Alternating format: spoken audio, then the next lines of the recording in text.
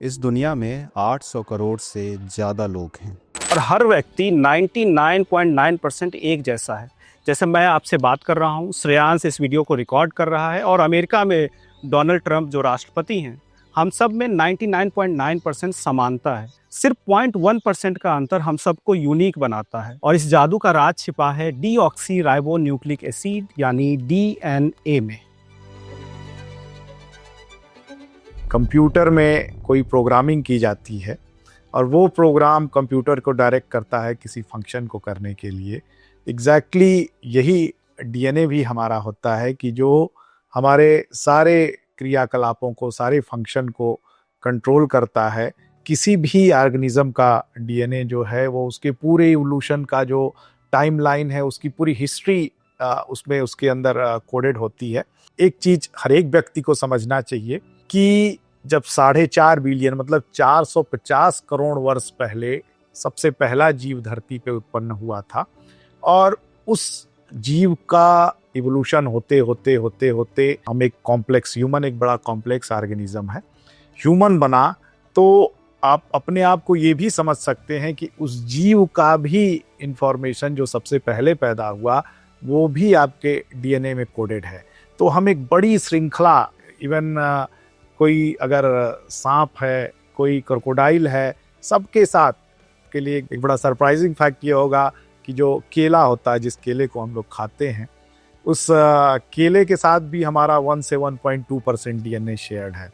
और जीन की बात करें तो लगभग 25% जीन हम लोग जो है केले के साथ शेयर करते हैं। बहुत सारी चीज़ें बदली हैं, पृथ्वी बदली है, लेकिन जो हमारा डीएनए है वो इन सारे इंफॉर्मेशन को, हमारे एक जो बड़ा पार्ट है जिसको कि ह्यूमन के केस में अगर हम कंपेयर करें तो हर व्यक्ति जो है 99.9% सिमिलर है। और ये सिमिलैरिटी भी इन सारे जो हमारे पीछे के एंसेस्टर्स हैं उन सब की इंफॉर्मेशन जो है वो कोडेड करती चली आती हैं। और बहुत सारे लोग जो सोचते हैं कि हमारे एंसेस्टर जो है वो ख़त्म हो गए, उनका कोई सिग्नेचर नहीं है। हमारा डीएनए है वो हमारे एंसेस्टर्स को भी हमारे अंदर समाहित रखता है। जो म्यूटेशंस हैं जो पीढ़ी दर पीढ़ी, एक पीढ़ी से दूसरे पीढ़ी में ट्रांसफ़र हुए हैं, सब कुछ हमारे डीएनए में एम्बेडेड है। जब हम डीएनए के कॉन्टेक्स्ट में 0.1% की बात करते हैं तो ये संख्या लगभग 4 करोड़ आती है। हमारा शरीर लगभग 37 ट्रिलियन सेल्स से बना है और ज़्यादातर सेल्स में एक ना एक डीएनए होता ही है। और एक डीएनए की जो लंबाई होती है वो 2 मीटर मानी जाती है। और अगर हम सारे डीएनए को एक साथ जोड़ दें तो धरती से सूरज तक का कम से कम 300 बार चक्कर लगाया जा सकता है। जब हम लोग सेल की बात करते हैं जो कि बेसिक बिल्डिंग ब्लॉक है किसी भी ऑर्गेनिज्म का, तो सेल के अंदर एक न्यूक्लियस पाया जाता है और वो न्यूक्लियस जो है वो हमारे मेजर पार्ट ऑफ डीएनए को रखता है। उसके अलावा भी एक माइटोकॉन्ड्रिया है जिसकी हम बात करते हैं कि जो कि हमारे सेल का ऊर्जा का स्रोत है, बिना उसके एनर्जी नहीं है, जो पावर हाउस है, उसके अंदर भी डीएनए पाया जाता है। और ह्यूमन का जो माइटोकॉन्ड्रिया है वो 16,569 बेस पेयर उसका साइज है। और वो माइटोकॉन्ड्रिया जो है वो हर एक व्यक्ति के अंदर पाया जाता है, लेकिन वो केवल मदर से ट्रांसफ़र होता है। मदर से उसके डॉटर में भी जाता है, सन में भी जाता है और डॉटर ही उसको नेक्स्ट जनरेशन में पास करती है। और दूसरा जो हमारा जो मेजर पार्ट होता है, ये तो 0.005% डीएनए की बात हुई, लेकिन जो हमारा दूसरा डीएनए है जो कि मेजर पार्ट है, जो कि ऑटोसोम्स होता है, जिसमें कि सेक्स क्रोमोसोम्स होते हैं, ये न्यूक्लियस के अंदर पाया जाता है। और इन्हीं डीएनए के ऊपर जो है वो जीन पाए जाते हैं। और ओवरऑल अगर आप इसको सिंपल टर्म में समझे तो न्यूक्लियस के अंदर क्रोमोसोम्स पाए जाएंगे और उन क्रोमोसोम्स के ऊपर क्रोमोसोम्स जो होते हैं वो डीएनए का बना होता है। और ये डीएनए जो है एक सर्कुलर क्वाइल्ड रूप में बहुत स्ट्रांगली पैक्ड जो है वो क्रोमेटिन के थ्रू बंधे होते हैं। एक और भी बड़ी महत्वपूर्ण बात है कि जब तक 2001 से 2003 में जब ह्यूमन जीनोम का सीक्वेंस हुआ था, तब तक डीएनए के बारे में बहुत सारे ख्याली पुलाव थे। हम लोग समझते थे कि 30-32 हज़ार जीन्स किसी ह्यूमन के अंदर पाए जाते हैं, क्योंकि डीएनए के ऊपर जो है वो जीन्स पाए जाते हैं और यही जीन जो है वो मेजर फंक्शन के लिए प्रोटीन की कोडिंग करते हैं। तो अब ह्यूमन के डीएनए का भी एक बड़ा महत्वपूर्ण चीज़ ये है कि 98% जो है वो जंक डीएनए होता है, केवल 2% जो है वो प्रोटीन को कोड करता है। लेकिन ऐसा नहीं कि 98% बेकार है, ये 98% एक तरीके से 2% को रेगुलेट करता है बहुत सारे मैकेनिज्म के थ्रू। तो ये जो हमारा जो डीएनए का जो फंक्शन है वो एक तरीके से बहुत ही कॉम्प्लिकेटेड तरीके से वो हमारे क्रोमोसोम्स के ऊपर पाया जाता है। उन क्रोमोसोम्स के उन डीएनए के ऊपर जो है जीन्स पाए जाते हैं। और अब ह्यूमन का जो नॉर्मल टोटल जीन्स है वो 23,000 जीन्स से ज़्यादा नहीं है। जबकि अगर अब बात करें जो है इवन सी एलिगेंस की या किसी और इवन केचुए की बात करें, जिसको कि निमेटोड जिसको कि हम वर्म बोलते हैं, जो कि मिट्टी में पाया जाता है, उसमें लगभग 48,000 से 50,000 के आसपास जीन पाए जाते हैं। नॉर्मल जो डीएनए होता है वो डबल स्ट्रैंडेड होता है, लेकिन कुछ ऐसे वायरसेस हैं 5X174 जिसमें सिंगल स्ट्रैंडेड ही डीएनए पाया जाता है। और तो और जैसा कि हमने बताया कि डीएनए का स्टेबिलिटी बेहतर होता है, इस वजह से इवोल्यूशन के उसमें आरएनए के कंपैरिजन में डीएनए को ज़्यादा वरिष्ठता मिली। कोरोना वायरस था, वो डीएनए का नहीं, उसका जीनोम आरएनए का है। तो 30,000 बेस पेयर का कोरोना वायरस का जीनोम जो है वो पूरे मानव के 3.2 बिलियन डीएनए पे बहुत भारी था। आप लोगों ने देखा होगा कि किस तरीके से। तो वायरसेस जो है वो एक अलग ही ऑर्गेनिज्म है, जो बाहर रहते हैं तो डेड होते हैं, लेकिन जैसे ही शरीर के अंदर जाते हैं वो एक्टिव हो जाते हैं और फिर अपनी मल्टीपल कॉपीज बनाने लगते हैं। तो ये जो सिंगल सेल ऑर्गेनिजम्स हैं वो जनरली उनके अंदर जो रिपेयर का मैकेनिज्म होता है वो एब्सेंट होता है। इस वजह से उनको प्रोलिफरेट करना, ह्यूमन को इन्फेक्ट करना कंपैरेटिवली ईजी होता है, किसी फॉर्मेट में चेंज होना ईजी होता है। लेकिन ह्यूमन के लिए, क्योंकि इसकी कॉम्प्लेक्सिटी ज़्यादा है, डबल स्ट्रैंडेड डीएनए होता है, इसका रिपेयर मैकेनिज्म है, बहुत सारी चीज़ें हैं जिसको एक दूसरे के साथ ये बैलेंस करके इक्विलिब्रियम में चलता है। तो इस वजह से ह्यूमन और अदर सिंगल सेल्ड ऑर्गेनिज्म के बीच एक बहुत बड़ा जो है डिस्टेंस हो चुका है समय के साथ इवोल्यूशन के सेंस में। क्या कमाल की चीज़ है डीएनए। इसकी खोज फ्रेडरिक मिसर ने 1869 में की थी। फ्रेडरिक मिसर स्विट्जरलैंड में केमिस्ट थे। उन्होंने वाइट ब्लड सेल से एक मटेरियल अलग किया। ये यूनिक जो मटेरियल था, इसका नाम उन्होंने रखा न्यूक्लियन। न्यूक्लियन बाद में जाकर हुआ न्यूक्लिक एसिड, और इसको बाद में जाकर जिस नाम से हम अभी जानते हैं वो है डीऑक्सी राइबो न्यूक्लिक एसिड यानी डीएनए। मिसर की खोज के बेसिस पर 1953 में जेम्स वॉटसन और फ्रांसिस क्रिक ने डीएनए के स्ट्रक्चर का पता लगाया कि डीएनए आखिर दिखता कैसा है और ये काम कैसे करता है। डीएनए का जब उन लोगों ने इसकी परिकल्पना की थी तो उन्होंने कहा था कि ये डीएनए का जो डबल हेलिकल स्ट्रक्चर है ये एक ही टाइप से नहीं जो है वो इसका हेलिकल मॉडल है, ये कहीं मेजर ग्रुप है। देखिए यहाँ ये मेजर ग्रुप हुआ और ये माइनर ग्रुप हुआ, तो ये मेजर और माइनर ग्रुप का बन करके ये पूरा का पूरा हमारा डीएनए होता है। और इसका जो दो बड़े महत्वपूर्ण पार्ट होते हैं, पहला सुगर फॉस्फेट बैकबोन, मतलब कि जब तक बैकबोन नहीं रहेगा तब तक ये स्ट्रक्चर जो है स्थिर नहीं होगा। तो इस स्ट्रक्चर को स्थिर करने के लिए सुगर फॉस्फेट का बैकबोन है जिसपे ये पूरा का पूरा स्ट्रक्चर स्थिर है। और इनके बीच में जो ये दोनों जो हेलिक्स हैं, इन दोनों हेलिक्स को कनेक्ट जो करते हैं वो बेस पेयर्स होते हैं। और जब हम डीएनए को पढ़ते हैं तो हमारे लिए सबसे महत्वपूर्ण यही बेस पेयर्स होते हैं। अब देखिए 4 ही बेस पेयर है, ATCG, है ना। और एक तरीके से आप इसको संगीत की तरह ले लीजिए, जैसे संगीत में 7 जो है बेसिक सुर हैं, फिर 5 कोमल और तीव्र सुर हैं, है ना। टोटल 12 हैं। अब 12 का जो कॉम्बिनेशन है वो इतने टाइप का अगर मिल के बनाए तो आपको इतनी वेराइटीज मिलेगी। और यहाँ केवल 4 कॉम्बिनेशन है, इसके बावजूद आप देखें तो ह्यूमन का वेरिएशन या किसी भी ऑर्गेनिज्म का वेरिएशन इन 4 के वजह से कितना ज्यादा है। तो इन्हीं 4 का सीक्वेंस जो है 3.2 बिलियन टाइम्स, मतलब कभी किसी में A आ गया, किसी में T आ गया, किसी में C आ गया, किसी में G आ गया, ये मिल करके हर एक आदमी को बड़ा स्पेशल और यूनिक बना देती हैं। ये बड़ी खास चीज है। इन 4 का ही अगर मान लीजिए ये 7 का होता तो ह्यूमन और कॉम्प्लेक्स होता। तो ह्यूमन खुद कॉम्प्लेक्स नहीं था, लेकिन उसने संगीत को इससे ज्यादा कॉम्प्लेक्स बना दिया और 7 सुर और 5 और 12 लेकर के इतने कॉम्बिनेशन बना दिए कि जो कभी खत्म ही नहीं होगा। फिर ये जो है यहाँ देखिए आपको कहीं 2 बॉन्ड्स दिखेंगे, कहीं 3 बॉन्ड। देखिए जी और सी के बीच 3 लाइंस है, ये हाइड्रोजन बॉन्ड्स होते हैं जो इनको बांधते हैं। क्योंकि भाई आपने एक बैकबोन प्रोवाइड कर दिया, ये बैकबोन जब बना तो अब इसमें जो बेसेस होंगे वो आपस में बंधेंगे। तो देखिए ए और टी जो है 2 बेसिस के 2 हाइड्रोजन बॉन्ड्स के साथ बंधेगा, सी और जी जो है वो 3 हाइड्रोजन बॉन्ड के साथ बंधेगा। अब जो है ये देखिए ये चारों आपके बेसिस हैं, है ना, एडेनिन, थायमीन, साइटोसिन और गुआनिन। एक बड़ा स्पेशल चीज यहाँ है कि साइटोसिन की जगह जैसे ही वो यूरेसिल में कन्वर्ट होता है वो आपका जो है वो आरएनए हो जाता है। और आरएनए वैक्सीन भी जो है वो इसी को सोच करके बनाई गई है। उसमें जो है वो जो एक न्यूक्लियोटाइड होता है, उस न्यूक्लियोटाइड को जरा सा जो है वो चेंज करते हैं और वो चेंज जो है वो उस न्यूक्लियोटाइड को एक स्पेशल सीक्वेंस में कन्वर्ट कर देती है, जो कि जा करके ह्यूमन के जो है वो इम्यून सिस्टम को एक्टिवेट कर देता है। वो तो दूसरी चीज़ है। लेकिन यहाँ आप देखिए कि इन एडेनिन, थायमीन, साइटोसिन और गुआनिन सबका जो मेन आप यहाँ भी देखेंगे तो शुगर और फास्फेट ग्रुप का बैकबोन है। और बैकबोन के साथ ये जो स्ट्रक्चर है ये नाइट्रोजन बेस, यहाँ देखिए आपके हाइड नाइट्रोजन बेसेस हैं, यहाँ ये सारे लगे हुए हैं और इनके बीच में हाइड्रोजन बॉन्ड्स जो इनको बांध करके स्थिर करते हैं। क्योंकि किसी भी जैसे पुल को ही आप बनाते हैं, इवन स्ट्रिंग वाले पुल को, तो आप कुछ उनके साथ कनेक्ट करते हैं, कुछ तार कनेक्ट करते हैं जिससे कि वो हिले डुले नहीं।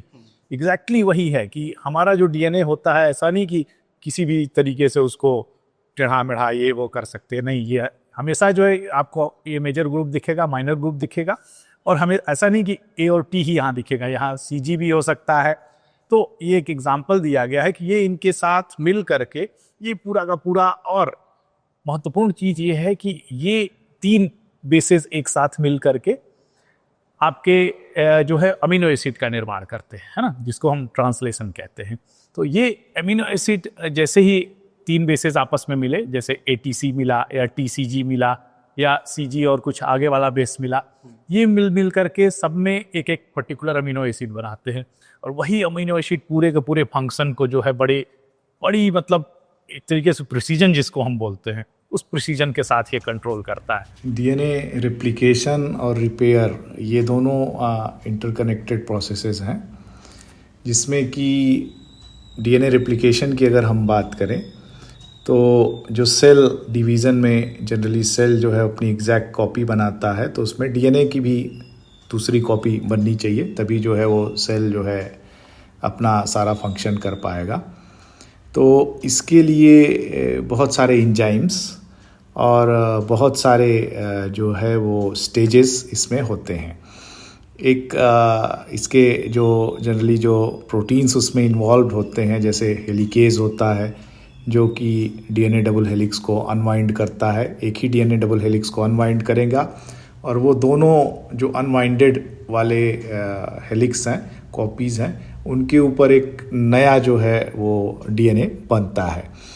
तो इसमें डीएनए पॉलीमरेज जो है उसके बाद नए डीएनए स्ट्रैंड को सिंथेसाइज करेगा।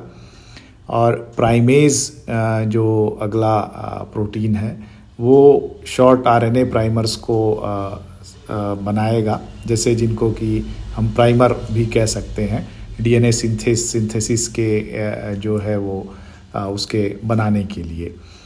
और डीएनए लाइगेज जो है वो जो छोटे छोटे फ्रेगमेंट्स होते हैं, जैसे ये ओकाजाकी फ्रेगमेंट्स हैं, इनको जोड़ने के लिए डीएनए लाइगेज है जो इनको जोड़ता है और जोड़ करके उसको पूरा का पूरा 2 अलग अलग डीएनए के स्ट्रैंड को बना देता है। और इसमें सिंगल स्ट्रैंड बाइंडिंग प्रोटीन्स भी लगते हैं जो अनवाउंड डीएनए स्ट्रैंड को स्टेबलाइज करते हैं। टोपोआइसोमरेज होते हैं जो टार्सन स्ट्रेन को डीएनए हेलिक्स में जो टार्सन स्ट्रेन्स बनते हैं उनको रिलीव करता है। तो इस तरीके से जो है वो 3 to 5 प्राइम और 5 to 3 प्राइम जो दोनों कॉम्प्लीमेंट्री स्ट्रैंड्स हैं, इनके ऊपर एक नया स्ट्रैंड पूरी तरीके से बन जाता है।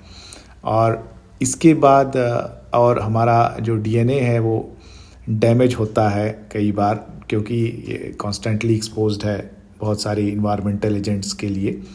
तो इस वजह से जो डीएनए का रिपेयर मैकेनिज़्म है ह्यूमंस के लिए, वो बड़ा जो है स्पेसिफिक है, क्योंकि उसको स्टेबिलिटी चाहिए, जो उसमें ख़राब पार्ट है उसको निकालने का और फिर उस पार्ट को रिपेयर करने का। क्योंकि होगा क्या कि अगर डीएनए म्यूटेशन हो गया, किसी वजह से डैमेज हो गया, तो उस केस में कैंसर या ऐसी रिलेटेड डिजीज़ेज़ होने के चांसेस रहते हैं। तो इस वजह से डीएनए जो है वो रिपेयर का एक बड़ा स्पेसिफिक मैकेनिज़्म जो है वो हमारे ह्यूमंस के या जो हाई वर्टिब्रेट्स हैं उनकी बॉडी में पाया जाता है। डीएनए देखने सुनने में थोड़ा सा जटिल लगता है, लेकिन अगर आपने इसको जान लिया तो लाइफ काफ़ी आसान हो सकती है। हमारे पूर्वज कौन थे, हम कैसा बोलेंगे, हमें कौन सी बीमारियां हो सकती है, हमारे चलने का ढंग कैसा होगा, यानी एंसेस्ट्री से लेकर आइडेंटिटी, बिहेवियर और अपीयरेंस तक हमारा डीएनए डिसाइड करता है। समय के साथ जब हम डीएनए को पढ़ रहे हैं और उन 4 बेसिस के कॉम्प्लीमेंट्री सीक्वेंसेस को देख रहे हैं, उन 4 बेसिस के अरेंजमेंट्स को देख रहे हैं, तो रोज़ कुछ न कुछ नई चीज़ खुल कर के सामने आ रही है, रोज़ कुछ न कुछ बड़ी चीज़ खुल कर के सामने आ रही है। और मुझे तो मतलब ये मैं हाइपोथेसिस की तरह ही बता रहा हूँ कि मुझे तो ये महसूस होता है कि अगर मैं आपको डीएनए के बारे में भी बता रहा हूँ तो वो उसका रीजन भी डीएनए ही है, उसके एक वजह से बता पा रहा हूँ। तो ओवरऑल किसी भी जो है ऑर्गेनिज्म का डीएनए उसके जितने भी फंक्शंस होते हैं उनको कंट्रोल करता है। हर एक फंक्शन के लिए आपने देखा कि कितनी प्रिसाइजली जो है इंफॉर्मेशन पास की जाती है मैसेंजर आरएनए को, फिर मैसेंजर आरएनए जो है वो प्रोटीन बनाता है। तो ये सारी चीज़ें जो है वो सीक्वेंशियल प्रोसेस है। और अब ये स्थिति हो गई है कि कुछ लोग तो यहाँ तक पहुँच गए हैं कि अगर किसी के अंदर मर्डर करने की टेंडेंसी है, किसी के अंदर सुसाइड करने की टेंडेंसी है, तो वो भी उसके डीएनए की वजह से, ऑफ कोर्स भाई हमारा इन्वायरमेंट जो हमारे आसपास की चीज़ें हैं वो भी उसको कंट्रोल करती हैं। लेकिन म्यूटेशन जो है, जो चेंजेस है हमारे अंदर, वो एक तरीके से इनार्मस इंफॉर्मेशंस को कंट्रोल करते हैं। हम किनके साथ दोस्ती करते हैं, आपको एक बड़ी महत्वपूर्ण चीज़ हम ये बताएं कि जैसे अभी तो जो भारतीय समाज है उसमें पेरेंट्स डिसाइड करते हैं कि किसकी शादी किससे होगी, या फिर हम ज्योतिषी के पास जाते हैं जो कुछ गुणों का मिलान करके बताते हैं कि किसकी शादी किससे होगी। लेकिन एंशिएंट टाइम में जब हमको फ्रीडम था अपने पेयर को ढूंढने के लिए, जब हम खुद ढूंढ सकते थे, तो आपको पता है कैसे जो है वो लोग ढूंढते थे। तो एंशिएंट समय में फीमेल्स को ज़्यादा पावर था अपने मेट को ढूंढने के लिए। फीमेल डिसाइड करती थी कि वो किसके साथ मेटिंग करेगी, और उसका भी एक बड़ा वैज्ञानिक वो है, शरीर की गंध से, महक से। मतलब हमारे अंदर एक बड़ी खास चीज़ है कि हम उसी व्यक्ति का दुर्गंध या सुगंध जिसको कहें पसंद करेंगे जिसके साथ हम बेहतर बच्चे पैदा कर सकें। तो वो फीमेल जो है वो उन्हीं मेल्स को जो है वो चूज़ करती थी मेटिंग करने के लिए, जो मेल्स की जिनके अंदर की उस फीमेल का जो एक HLA होता है जो कि जितने भी हमारे इन्फेक्शंस हैं उनको कंट्रोल करता है। तो ह्यूमन ल्यूकोसाइट एंटीजन हमारे 6 क्रोमोसोम पे पाया जाता है, और उसके बेसिस पे अगर हमारे HLA का स्पेक्ट्रम ऐसा है तो एग्जैक्टली उसके कॉम्प्लीमेंट्री स्पेक्ट्रम को वो वाली फीमेल चूज करेगी जिस व्यक्ति के अंदर हो। और जिस व्यक्ति के अंदर उस तरीके का कॉम्प्लीमेंट्री स्पेक्ट्रम होगा उसकी सुगंध उस फीमेल को ज़्यादा पसंद आएगी देन उसके साथ कि जिसका उसके साथ मैच करता हो। इससे क्या होगा कि कॉम्प्लीमेंट्री अगर दोनों तरीके के जो है DNA सीक्वेंस दोनों व्यक्तियों के अंदर प्रेजेंट है, तो होगा क्या कि जो बच्चे पैदा होंगे उनके अंदर एक लार्ज अमाउंट ऑफ इन्फेक्शन को सहने की क्षमता होगी या उनसे लड़ने की क्षमता होगी। आप तक जो डीएनए जिस फॉर्म में पहुंचता होगा पॉपुलर कल्चर में, वो फिल्मों या फिर वेब सीरीज के थ्रू पहुंचता होगा, जिसमें किसी मर्डर इन्वेस्टिगेशंस या फिर किसी के फादर का पता लगाने में, किसी के परिवार का पता लगाने में डीएनए का इस्तेमाल दिखाया जाता है। इसको हम डीएनए फिंगरप्रिंटिंग के नाम से जानते हैं। और डीएनए फिंगरप्रिंटिंग के जो जनक हैं डॉक्टर लालजी सिंह, इसी बनारस हिंदू यूनिवर्सिटी में, जहाँ पर हम खड़े होकर इसको शूट कर रहे हैं, इसी यूनिवर्सिटी के वाइस चांसलर रह चुके हैं। डीएनए ही नहीं, वैज्ञानिक एक्चुअली व्यक्ति में ढूंढने की कोशिश कर रहे थे कि फिंगरप्रिंट के अलावा कोई ऐसा मार्कर हमको मिल सकता है लार में या किसी व्यक्ति के किसी भी फ्लूइड में, बॉडी फ्लूइड में, खून में, कहीं भी ऐसा मार्कर हमको मिल सकता है जो उसकी यूनिक आइडेंटिटी बताए। तो घूमते घूमते फाइनली ये लोग डीएनए पे आए, क्योंकि डीएनए एक ऐसा जो है वो ओपन एरिया था जहाँ की बहुत कुछ एक्सपेरिमेंट किया जा सकता था। तो उन लोगों ने जब डीएनए के बारे में अध्ययन शुरू किया तो पहले तो डीएनए ये बताता था कि हम और आप क्या शेयर कर रहे हैं।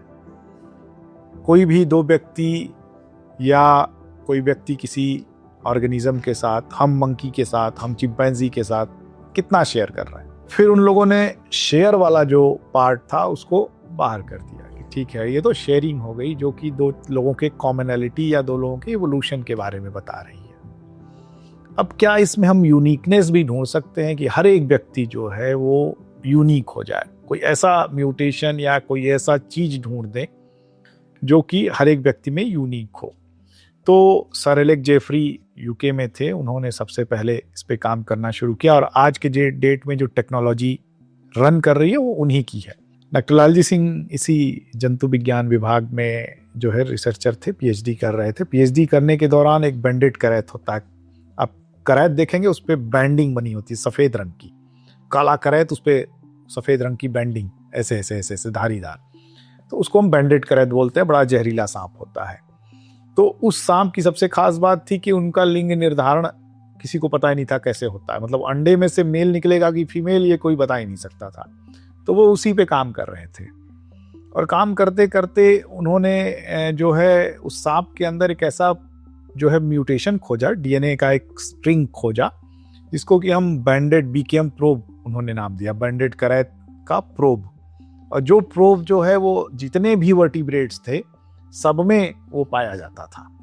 अच्छा, अब उस प्रोब के अंदर ये खास बात थी कि वो प्रोब जो है वो हर एक व्यक्ति के लिए यूनिक था।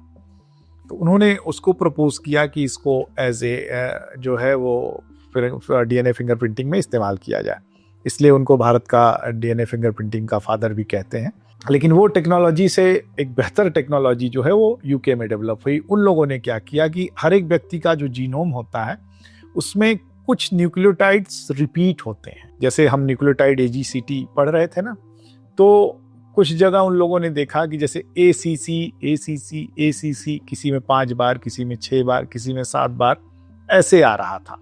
और ये जीनोम के कई जगहों पे था, कई सारे क्रोमोसोम्स पे था। तो ये जब उनको दिखा तो उनके समझ में आया कि अब हम ये देखते हैं कि पेरेंट्स के साथ वो कितना मैच करता है। तो भाई आधा जो है एक क्रोमोसोम हम पिता से लेते हैं, एक क्रोमोसोम माता से लेते हैं। तो उसमें उन लोगों ने जब देखना शुरू किया तो जो पिता से आ रहा था उसमें जो लंबाई थी, किसी में 8 बार थी, तो किसी में 4 बार थी, किसी में 3 बार थी, किसी में 2 बार थी। और इस लंबाई के बेसिस पे उन लोगों ने ये समझ लिया कि किसी भी 2 व्यक्ति को इसके आधार पे बांटा जा सकता है।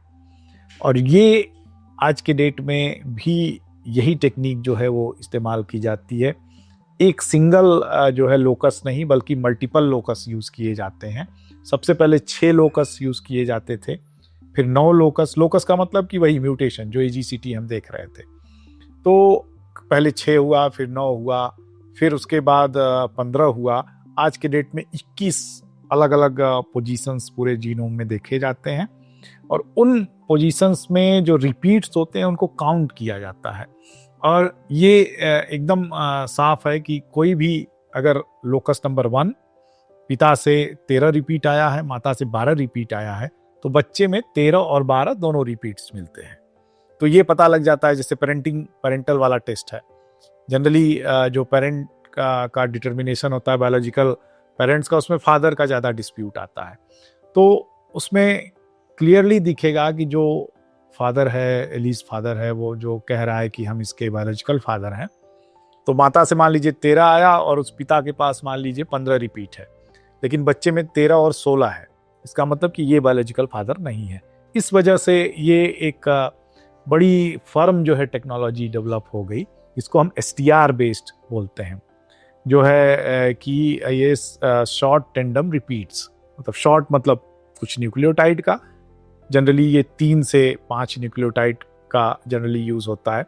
किसी में 3 न्यूक्लियोटाइड का जो है वो रिपीट होगा, किसी में 4, किसी में 5। तो इन न्यूक्लियोटाइड के रिपीट्स को एक दूसरे के साथ कंपेयर करते हैं और जिसके बेसिस पे ये पूरा का पूरा STR टेक्नोलॉजी जो आज के डेट में डेवलप हुई है, आज के डेट में यूज़ की जाती है। किसी भी, आप कोई भी केस ले लें, सब में यूज़ की जाती है। राजीव गांधी केस जो हुआ था, राजीव गांधी को उनकी हत्या कर दी गई थी, आप सबको पता है। तो जो 21 मई का जो वो केस था, उस केस में फोरेंसिक का एक बहुत बड़ा जो है वो रोल था उस केस के अंदर, क्योंकि उसमें बेल्ट में बम बंधा हुआ था और बम के जो है फटने से पूरा का पूरा जो है जो शरीर था वो कई टुकड़ों में बट गया था। और प्रधानमंत्री जी का भी जो है वो चेहरा, क्योंकि वो जैसे ही वो झुकती है और वो माला पहन करके ऐसे उसको अभिवादन करते हैं, उसी समय बम का ब्लास्ट होता है और उनका पूरा चेहरा उड़ जाता है। तो उनके जो चेहरे के टुकड़े थे उनकी पहचान भी करनी थी और उसके साथ दूसरी पहचान की जो ये बॉम्बर थी उसका भी पहचान करना था। कंफर्मेशन था कि जो वीमेन थी वो कौन थी, कहाँ से आई थी। ये सारी चीज़ें जो है वो फोरेंसिक के ही वजह से पता लगी। और CCMB हैदराबाद में डॉक्टर लालजी सिंह काम कर रहे थे उस समय। तो लोगों को बॉडी के टुकड़े, पैर का टुकड़ा था, पैर था, हाथ था, चेहरा पूरा का पूरा अलग हो गया था। ये सारे के सारे जो है वो सैंपल्स कलेक्ट करके हैदराबाद भेजे गए थे।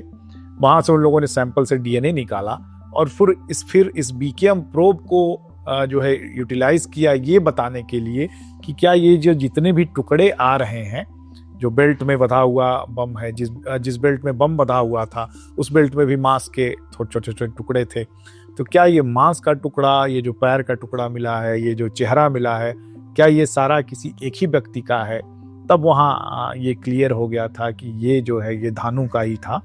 और फिर उसके बाद दूसरा उसमें शिवरासन के पीछे पुलिस पड़ी। शिवरासन ने एक जगह सुसाइड कर लिया, लेकिन अब पुलिस के लिए सबसे बड़ा सवाल ये था कि शिवरासन ही है या कोई और है, उसकी पहचान कैसे की जाए।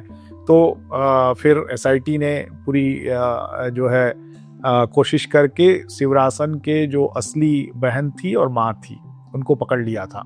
तो उनका सैंपल ले आया गया, जिसको शिवरासन के साथ मैचिंग कराई गई, जो ये कंफर्म कर रही थी कि ये जो इंडिविजुअल है, जो ये पर्सन है जिसने सुसाइड किया हुआ है, ये शिवरासन ही है। वहाँ भी BKM प्रोब का ही इस्तेमाल हुआ। तो एक बहुत बड़ी घटना थी जहाँ की जो सुसाइड बॉम्बर थी उसकी पहचान करना, उसके बाद जो लोग उसमें इन्वॉल्व थे उनकी पहचान करना, ये फोरेंसिक के अलावा और कोई दूसरा मेथड नहीं था। और फोरेंसिक DNA जो कि बड़ा फर्म मेथड था, उसके द्वारा इस चीज़ की पहचान हो पाई। हम अगर DNA को ओवरऑल कॉन्टेक्स्ट में देखें तो इसके गुण कई हैं। हम अपने पूर्वज का पता लगा सकते हैं कि हम कहाँ से आए, हम ये पता लगा सकते हैं कि हमें भविष्य में कौन सी बीमारियां हो सकती हैं और हम उनके प्रति सजग रह सकते हैं। हम अपने लाइफस्टाइल को बेहतर बना सकते हैं अपने DNA को जानकर। लेकिन जब हम इसका दूसरा पक्ष देखते हैं तो कई चिंताएं भी सामने आती हैं, जिसमें डिजाइनर बेबी का मसला आता है कि आप पहले से ऐसा मॉडिफाई कर दीजिए बच्चे को कि वो दूसरों से अलग दिखे, अलग बन जाए, पहले से ताकतवर हो। तो इसको लेकर जो नेचुरल और एथिकल डिबेट आती है वो भी समझना ज़रूरी हो जाता है। हम जो DNA इनहेरिट करते हैं वो हमारे एंसेस्टर से आता है। जैसे एक एग्जांपल ले लें कि आधा जो है हमारी माताजी से, आधा हमारे पिताजी से आता है। उसके अलावा Y क्रोमोसोम जो है वो पिताजी से आता है और माइटोकॉन्ड्रियल DNA केवल माता से आता है। तो अगर हम इनको पढ़ें, क्योंकि वो भी अपने माता पिता से रिसीव करते हैं, ऐसे हम कई जनरेशन तक पीछे जा सकते हैं। तो होता क्या है कि हर जनरेशन में वो DNA 50-50% रिड्यूस होता चला जाता है। लेकिन अगर हम कई 2000-3000 जनरेशन की बात करें, जनरली ह्यूमन का जो ओरिजिन है वो लगभग 2000 जनरेशन बोला जाता है। तो इसकी अगर हम बात करें तो लगभग ये कहना बहुत ही मुनासिब होगा कि हम आज के डेट में जो हैं वो अपनी कई सारी पीढ़ियों का इंफॉर्मेशन हमारे डीएनए में इनकोडेड है, और उन पीढ़ियों में बहुत सारे लोग आए। ऐसा नहीं कि केवल हमारे माता पिता साइड के ही लोग आए। उस पीढ़ी में अगर हम देखें तो हमारे नाना भी आए, नानी भी आए, फिर उनके भी पेरेंट्स आए, फिर उनके भी पेरेंट्स आए। ऐसे करके होता क्या है कि एक व्यक्ति जो है, अगर शादियां जो है सेम कास्ट में हो रही हैं और वो व्यक्ति उसी कास्ट से बिलोंग करता है, तो एक व्यक्ति का डीएनए अगर हम एनालाइज करते हैं तो वो इंफॉर्मेशन जो हमको निकल के आती है वो एक तरीके से जिस कास्ट से वो बिलोंग करता है, जिस एरिया से वो बिलोंग करता है, वो पूरी इंफॉर्मेशन आती है। और इसी का जो बेसिक कॉन्सेप्ट है वो एंसेस्ट्री के रूप में लिया जाता है कि हमारे एंसेस्टर्स जो है वो कहाँ से आए और हम किन एंसेस्टर्स का डीएनए कोई इंडिविजुअल कैरी कर रहा है। जैसे कि जो साउथ में होगा और जो नॉर्थ में रहने वाला होगा, जो यूरोप में रहने वाला होगा, जो ईस्ट एशिया या South East Asia, China, Indonesia, इन सारे जगहों पे होगा, सबके जो सबसे पुराने एंसेस्टर हैं, जो 70,000 साल 60,000 साल के एंसेस्टर हैं, ये सारे के सारे जो है वो सबसे पहले अफ्रीका से आए, जिसमें कि अंडमान की जनजातियां हैं। उनका डीएनए जब एनालाइज होता है तो उसमें हमको पता लगता है कि अंडमान से एक बड़ा माइग्रेशन जो है वो 60 से 70,000 साल पहले हुआ था, और ये जनजातियां ही जो है एक तरीके से लिविंग फॉसिल हैं। तो ऐसे ही लोग जो है वो जब एक जगह से दूसरी जगह पे मूव करते हैं तो एक बड़ा पॉपुलेशन एक जगह से दूसरी जगह मूव करता है। वो जिस जगह पे जाता है वहाँ एक पैथोजन का प्रेशर होता है, इन्वायरमेंटल प्रेशर होता है, जिसके वजह से उसका डीएनए बनता है और उस आधार पे उस व्यक्ति की पहचान की जाती है। ये तो एंसेस्ट्री हो गया, लेकिन इसको ही अब एक नई एरिया आई है जिसको बोलते हैं बायोजियोग्राफिकल एंसेस्ट्री, जिसका कि फोरेंसिक में बहुत बड़ा इस्तेमाल है। चंगेज खान जैसा एग्जाम्पल आज तक जो है वो जेनेटिक्स में हुआ ही नहीं, और चंगेज खान को भाई इतिहास में तो बहुत लोग पढ़ते हैं, क्योंकि चंगेज खान आज के डेट में जो है वो मंगोलिया का जिसको कहेंगे कि जिसने पूरे मंगोलियंस को यूनाइट किया, कबीलों का एक सरदार बना, और फिर उसने जो है पूरे जो सेंट्रल एशिया था और आधा चाइना था, सब पे धीरे धीरे अटैक करके सब पे अपना कब्जा जमा लिया।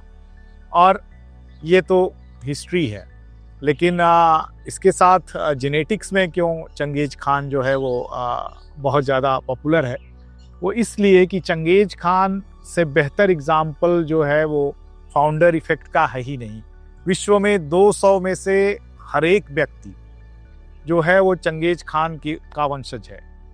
और सेंट्रल एशिया की अगर हम बात करें तो एक बड़े एरिया में चंगेज खान का डीएनए फैला हुआ है। ये पहले तो सेनाओं को हराता था, फिर कब्जा करने के बाद इसका दूसरा काम ये था कि ये रात में अपनी सेना के साथ निकलता था, गांव में सबको, जिस गांव में पहुंचता था वहां सबको गांव से बाहर निकालता था, और जितने भी मेन लोग थे, आदमियों के सर कलम कर देता था और औरतों के साथ रेप करता था। तो ये अकेला चंगेज खान ही नहीं था, उसका एक पूरा कुनबा था जो उसी के डीएनए से एसोसिएटेड था। तो ये जो है एक लंबे समय तक, लगभग 40 साल के आसपास समय तक पूरे जो है वो सेंट्रल एशिया और चाइना के पार्ट में चला। जो वाई क्रोमोसोम चंगेज खान का है वो एक इवोल्यूशनरी बायोलॉजी में फाउंडर इफेक्ट का सबसे बेस्ट एग्जाम्पल है कि एक पर्सन का वाई क्रोमोसोम जो है वो एक बड़े भूभाग में बहुत सारे लोगों में फैला। ये पता कैसे चला? 2003 में एक स्टडी की जा रही थी सैंगर इंस्टीट्यूट द्वारा। उन लोगों ने बहुत सारे लोगों का जो है वाई क्रोमोसोम का सैंपल इकट्ठा किया था, तो उसका जो YSTR जिसको फोरेंसिक में यूज़ किया जाता है, उसका जब उन्होंने एनालिसिस किया तो उनको पूरे एनालिसिस में एक जो हेप्लोटाइप था या एक जो ग्रुप था वो एक स्टार टाइप का दिख रहा, जैसे तारे में आप देखेंगे कि एक सेंटर दिखता है और उससे रेज निकलती हुई दिखती है। एग्जैक्टली वही जो है वो चंगेज खान के भी हेप्लोटाइप में दिख रहा था। और इवन हम लोग DNA के द्वारा टाइम भी निकाल सकते हैं कि ये कौन सा टाइम था जब ये हेप्लोटाइप पैदा हुआ। तो वो टाइम जो है वो 1000 साल का पीछे का टाइम था, जो एग्जैक्टली जो है चंगेज खान के साथ मैच कर रहा था। और उस मैच होने के वजह से ये दिख रहा था कि एक बड़े एरिया में एक ही व्यक्ति का वाई क्रोमोसोम जो है बड़ी तेजी से फैला। भारत में अगर देखें तो भारत में अभी तक लगभग 12 साढ़े हजार सैंपल का एनालिसिस हुआ है। इसमें अभी तक चंगेज खान का वाई क्रोमोसोम नहीं मिला है, क्योंकि हिस्ट्री भी ये कहती है कि सिंधु नदी के उस पार जो है वो चंगेज खान नहीं आया। और पाकिस्तान की एक कम्युनिटी है हज़ारा कम्युनिटी, उस कम्युनिटी में 40 से 45% लोगों का वाई क्रोमोसोम जो है वो चंगेज खान के साथ मिलता है। डीएनए की स्टडी पहले हो जाए, बट जैसे एक एग्जांपल मैं आपको देता हूं कि भारत में एक जो है जीन है जिसके वजह से लगभग 4.5% लोग, 4.5% आपको नंबर कम दिख रहा है, लेकिन इसको एब्सोल्यूट नंबर में देखेंगे तो 5 से 7 करोड़ लोग हो गए। 4.5% लोगों को के पास एक ऐसा डीएनए है, MYBPC3 एक जीन है। उस जीन में 25 बेस पेयर, 2500 बेसेस, मतलब कि वही AGCT वाले बेसिस का डिलीशन है। और वो डिलीशन क्या करता है कि हाइपरट्रॉफी कॉज करता है, और 40 से 45 साल की एज में ऐसे लोगों को हार्ट अटैक आता है और उनकी मृत्यु हो जाती है। और ये पूरे भारत में हर एक पॉपुलेशन में 4 से 4.5% लोगों में उपस्थित है। तो अगर किसी व्यक्ति का डीएनए जो है वो पैदा होते ही अगर हम एनालाइज कर लिए कि इसके अंदर इसका 25 बेस पेयर का डिलीशन है, तो हम उस व्यक्ति को तुरंत अलर्ट कर देंगे कि आप डॉक्टर को विजिट करते रहें। और कार्डियक हाइपरट्रॉफी जो है वो अगर आपको हो रही है तो डॉक्टर डिटेक्ट करेगा और आपका जो है जो आप डेथ होने के चांसेस हैं वो मिनिमाइज हो जाएंगे। तो इस तरीके का रिस्क फैक्टर जिसको हम बोलते हैं, क्योंकि कभी कभी ऐसा भी होता है कि किसी व्यक्ति के अंदर किसी खास चीज़ का म्यूटेशन है लेकिन उसके ऊपर कोई फर्क नहीं पड़ता। तो इसमें इन्वायरमेंट का भी बहुत ज़्यादा रोल है, उसके फूड का भी बहुत ज़्यादा रोल है, इवन हमारा माइक्रोबायोम जो हमारे पेट के अंदर पाया जाता है उसका भी बड़ा रोल है। लेकिन कौन सा व्यक्ति कितने रिस्क पे है किस डिजीज़ के, ये एक तरीके से डीएनए कुंडली या डीएनए भविष्य जो है वो बता सकता है। जी बिल्कुल, प्लांट और एनिमल का डीएनए जो है वो एक तरीके से सेम है, लेकिन आप एनिमल में देखेंगे तो जो जीन होती हैं वो कम होती हैं। प्लांट में इवन कंपैरेटिवली, हर जगह एक्सेप्शंस है, लेकिन कंपैरेटिवली प्लांट्स में जो है जीन ज़्यादा होती हैं। और प्लांट में जो सेल वाल, एक सेलुलोज की सेल वाल होती है, तो उसको जब तक हटाएंगे नहीं तब तक उसका डीएनए हमको नहीं एक्सट्रैक्ट। जैसे जो मेथडोलॉजी है, जैसे कि हम एनिमल का डीएनए निकाल रहे हैं, प्लांट का डीएनए निकाल रहे हैं, तो प्लांट का डीएनए में जब तक हम उसको सेलुलोज की सेल वाल को नहीं हटाएंगे तब तक हम उसके न्यूक्लियस से डीएनए निकाल ही नहीं पाएंगे, जबकि एनिमल में ऐसा नहीं होता है। लेकिन प्लांट्स में जनरली क्या है कि जो जीन्स है वो कंपैरेटिवली एनिमल के जो है वो जीन से ज़्यादा है। अदरवाइज प्लांट और एनिमल दोनों का इवोल्यूशन तो एक ही तरीके से हुआ है, तो इस वजह से जो है दोनों में हमको डीएनए दिखेगा ही दिखेगा। उसको लेकर बहुत बहस चलती है कि मोरल है, एथिकल है, या फिर इसको परस्यू नहीं करना चाहिए। जैसा हम लोग डिस्कस कर रहे थे कि CRISPR-Cas9 जो है वो नेचर में पहले से एग्जिस्ट कर रहा था, लेकिन जब डिस्कवरी हुई तब समझ में आया कि ये इतना बड़ा टेक्नोलॉजी कैसे हो गया। तो ये एक बैक्टीरिया का मैकेनिज्म था। बैक्टीरिया जो है वायरस से, बैक्टीरियोफेज से या किसी भी जो वायरस बैक्टीरिया पे अटैक करता है, उस वायरस से बचने के लिए ये उसका मैकेनिज्म है। वो कैसे कि जैसे मान लीजिए वायरस किसी बैक्टीरिया के ऊपर अटैक किया, तो वो बैक्टीरिया उस वायरस के कुछ पार्ट को अपने जीनोम में इंटीग्रेट कर लेता था, कट किया, उसके अंदर इंसर्ट कर दिया। अब दोबारा जब ये वायरस अटैक करता है, वैसे ही जैसे एंटीबॉडी टाइप का फॉर्मेशन होता है एंटीजन का, जब ह्यूमन का जीनोम आइडेंटिफाई करता है, ह्यूमन का बॉडी जो है वो जो उसका इम्यून सिस्टम है वो आइडेंटिफाई करता है किसी वायरस को या बैक्टीरिया को, फिर उसके अगेंस्ट काम करता है। एग्जैक्टली ये बैक्टीरिया कुछ इसी तरीके से काम करता था कि वो उस वायरस को अब इंटीग्रेट कर लिया अपने उसमें। अब जैसे ही सेम वायरस या उससे रिलेटेड वायरस का अटैक होता है उसके ऊपर, वो तुरंत उस वायरस को यूज़ करके उसको न्यूट्रलाइज कर देता था। तो ये वैज्ञानिक लोग बड़े लंबे समय से इसको ऑब्जर्व कर रहे थे, कारपेंटियर और उनके कलीग थे।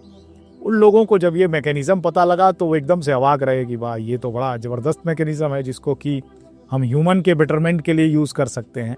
क्योंकि होता क्या है कि जैसे कोई एक डिजीज़ हुई तो बहुत सारे डिजीज़ ऐसे होते हैं जो जीनोम में कई जगह म्यूटेशन होने की वजह से होते हैं, बट कुछ डिजीज़ ऐसे भी हैं जहाँ की जीनोम में बस एक जगह म्यूटेशन होने की वजह से, जिनको मेंडेलियन डिजीज़ बोलते हैं। तो वो डिजीज़ेस को बस कुछ नहीं करना है, इस मैकेनिज़्म को वैज्ञानिकों को यूज़ करना था और उन डिजीज़ेस को काट के निकाल देना था। और फिर जो रिपेयर मैकेनिज़्म है ह्यूमन के बॉडी का या ह्यूमन के सेल का, वो रिपेयर मैकेनिज़्म खुद ही जो है अपने आप डीएनए को फिर से, जो करेक्ट डीएनए है उसको सिंथेसाइज कर लेगा। इसका जो उपयोग है, जैसे कैंसर है, कैंसर में जनरली क्या होता है कि कोई एक सेल के अंदर जो है कोई सोमैटिक म्यूटेशन होता है और वो म्यूटेशन फिर बाद में उस सेल के प्रोग्राम सेल डेथ को डिसरप्ट करता है, फिर उसका मल्टीपल रेप्लिकेशन होने लगता है, सेल अंडर कंट्रोल के बाहर चली जाती है और फिर सब कुछ उल्टा पुल्टा हो जाता है। कुछ नहीं करना है, जो ये वाला म्यूटेशन है उसको काट करके बाहर निकालना है और फिर सब कुछ सही हो जाएगा। समझने में जितना आसान है, करने में थोड़ा कठिन है, लेकिन फिर भी ये एक ऐसा तरीका, मतलब एक बड़ा रिवोल्यूशनरी तरीका निकल करके आया कि आप जो है वो जीनोम के किसी पार्ट को काट करके हटा सकते हैं, जीनोम के किसी पार्ट में कुछ नई चीज़ें जोड़ सकते हैं, जो गलत चीज़ें हैं उनको करेक्ट कर सकते हैं। तो ये सब चीज़ें जो है वो एक तरीके से वरदान की तरह आई। लेकिन अब इसके निगेटिव साइड की तरफ भी जाते हैं। जैसे कि कुछ समय पहले न्यूज़ आई थी कि चाइनीज़ वैज्ञानिकों ने 2 लड़कियों का जो है क्लोन बना लिया। डॉली का क्लोन ठीक है, लेकिन ह्यूमन का क्लोन बनाना जो है वो एक बड़ा एक तरीके से जिसको हम कहेंगे एथिकल बहुत बड़ा इशू हो गया। तो और जैसे कि अब हमारे पास ये टेक्नोलॉजी है, इस टेक्नोलॉजी को हम यूज़ करके ये पहले पता करना है कि जो 100 मीटर रेस में जो दौड़ते हैं उनके डीएनए में कौन सा चेंज होता है कि जो 100 मीटर की दौड़ 6 सेकंड में पूरा कर ले। जिस दिन हमको ये पता चल जाता है कि 6 सेकंड की दौड़ को पूरा करने के लिए ये म्यूटेशन हमारे जीनोम में ज़रूरत है, अब जो भ्रूण बन रहा है, जो बच्चा बन रहा है, उस भ्रूण के अंदर हम जीनोम की एडिटिंग करेंगे और वो वाले म्यूटेशन डाल देंगे जो 100 मीटर की दौड़ 6 सेकंड में पूरा करवा रही है।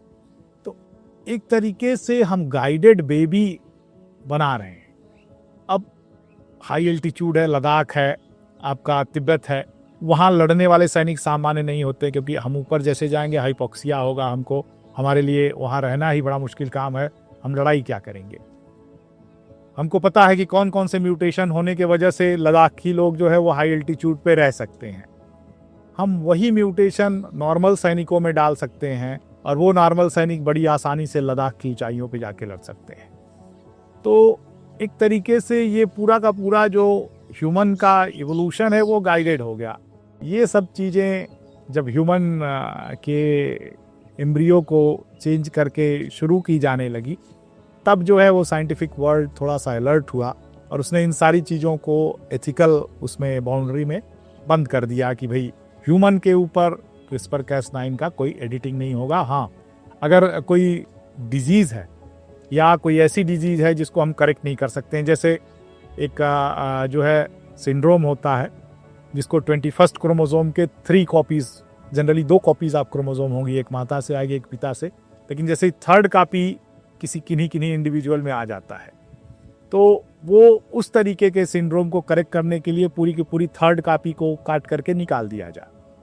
तो इस तरीके का काम जो है वो ह्यूमैनिटी के बेटरमेंट के लिए हो सकता है। लेकिन ये भी एक लाइन खींचना कि इस तरफ ह्यूमैनिटी का बेहतरी हो सकता है, इस तरफ ह्यूमैनिटी को नुकसान पहुंच सकता है, ये भी बड़ा मुश्किल काम है। तो जो ये 21st का ट्राइसोमी होता है, इसको डाउन सिंड्रोम बोलते हैं। डाउन सिंड्रोम में बच्चे का ब्रेन का डेवलपमेंट कितना नहीं हो पाता है, तो इस वजह से बहुत सारी कॉम्प्लिकेशंस आती है और उनकी एज भी जनरली थोड़ी कम होती है। इसके अलावा भी बहुत सारे सिंड्रोमिक प्रॉब्लम्स हैं जिनको कि CRISPR-Cas9 से हटाया जा सकता है। यहाँ तक तो ठीक है, लेकिन अगर हम गाइडेड बेबीज़ पैदा करना शुरू कर दें तो ये सब चीज़ें मुझे नहीं लगता कि ये सब चीज़ें साइंस को और साइंस करने वालों को बहुत मदद पहुंचा पाएंगी, क्योंकि भाई नेचर का भी बहुत सारी चीज़ें हैं। इसी नेचर में कुछ चीज़ें होती हैं, कुछ रिकम्बिनेशन होते हैं, जिसके वजह से बहुत स्पेशल लोग, गांधी और कलाम जैसे लोग भी पैदा होते हैं। तो इसको नेचर पे ही छोड़ दिया जाए, न कि हम खुद 100-200 गांधी को पैदा कर दें। तो ये एक बड़ा रिस्ट्रिक्शन है, जिसको लेकर के अभी भी साइंटिफिक कम्युनिटी में बहुत विवाद चल रहा है। और अभी हम लोग का कुछ महीने पहले ही जो एडनेट का कॉन्फ्रेंस कराए थे, वहाँ जो डॉली बनी थी एडिनबरा में, रोजलिन इंस्टीट्यूट में, उसके डायरेक्टर आए थे। उन्होंने भी इस बात को स्वीकारा कि आज के डेट में मानव जो है वो भगवान बन चुका है। उसके पास ऐसे टूल्स हैं जो भगवान जैसे काम कर सकता है, लेकिन अब इसको कैसे इस्तेमाल करना है, ये कम्युनिटी को डिसाइड करना, ये लोगों को डिसाइड करना है कि इसका कैसे इस्तेमाल किया जाए। तो मानव भगवान बन चुका है, लेकिन अभी भी कुछ लिमिटेशंस तो होंगी डीएनए स्टडी में। क्या ऐसा क्या है कि जो अभी भी खोजा जा रहा है? जी, बहुत सारी चीज़ें हैं। अभी देखिए, बहुत सारे जीन्स के बारे में अभी पता ही नहीं है। अब जैसे सुबह ही हम लोग बात कर रहे थे, या कल बात कर रहे थे कि जो है कुछ ऐसे भी चेंजेस हैं जो ह्यूमन के बिहेवियर को बहुत ज़्यादा कंट्रोल करते हैं, लेकिन उसमें इन्वायरमेंट का भी रोल है। तो इन्वायरमेंट और जीन, इन दोनों का इंटरेक्शन अभी बहुत कुछ हमको नहीं पता है। और किसी भी व्यक्ति के बारे में, या किसी भी व्यक्ति के जो है वो उसके जो पूरी उसकी लाइफस्टाइल है, उसकी मेंटालिटी है, इन सारी चीज़ों को कहीं ना कहीं हमारा डीएनए जो है वो गाइड करता है। लेकिन वो कितना गाइड करता है, किस लेवल पे गाइड करता है, ये अभी बहुत कुछ जानना ज़रूरी है। और उसको ह्यूमन बेटरमेंट में यूज़ किया जाए तो ज़्यादा बेहतर है। तो ये थी डीएनए की सच्ची और तथ्यों से भरी एक क्लास। आपको ये वीडियो कैसा लगा हमें कमेंट बॉक्स में ज़रूर बताइएगा, और ऐसी ही ज़रूरी, प्रासंगिक और ज्ञानपरक क्लासेस के लिए हमारे साथ बने रहिए। द स्कूल ऑफ कॉमन्स को लाइक, शेयर और सब्सक्राइब करते चलिएगा। आपसे फिर मुलाकात होगी, तब तक के लिए विदा लेता हूँ। शुक्रिया।